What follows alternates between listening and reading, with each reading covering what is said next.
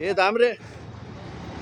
हो दादा, बघा ना तुम्ही, इकडे ना पूर्ण माणसाने आपला सामान बिघडून टाकला आणि पुढे पण लावलेला आहे माल.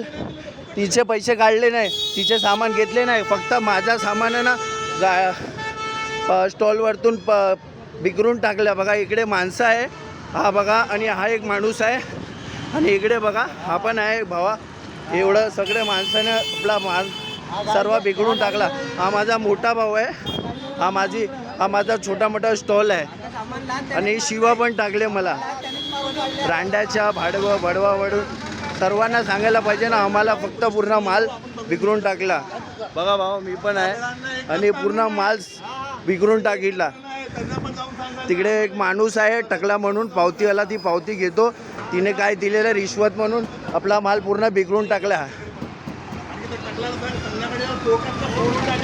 ती माणूस आहे पैसा दिलेला म्हणून एवढं सगळं ती शिवा द्यायला लागले आपल्याला.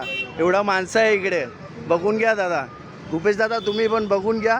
तुमच्या माणूसला एवढं काय त्रास देतात, एवढं माणसं म्युन्सिपाल्टीचं नाव घेऊन, ही रिश्वत घेऊन आपला माल पूर्ण बिघडून टाकला इकडे. बघा, आपण छोटे मोठे माणसं आहे, एवढं असं करतात, दादागिरी करतात इकडे.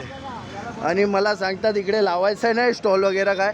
ईदचा फक्त 30 दिवसांसाठी लावला आहे, तरी पण ती आपल्याला शिवा द्यायला लागल्या, आणि पूर्ण माल ना बिघडून टाकलं आहे, आणि सगळ्यांना ती शिवा द्यायला लागले. सांगितलं इकडे लावायचं नाही, पूर्ण स्टॉलला सांगायला पाहिजे ना. पुढे पण लावलेला आहे स्टॉल, तिला काय पण सांगत नाही, फक्त आम्हाला सांगतात इकडे लावायचं नाही म्हणून. बघून घ्या दादा तुम्ही काय आहे.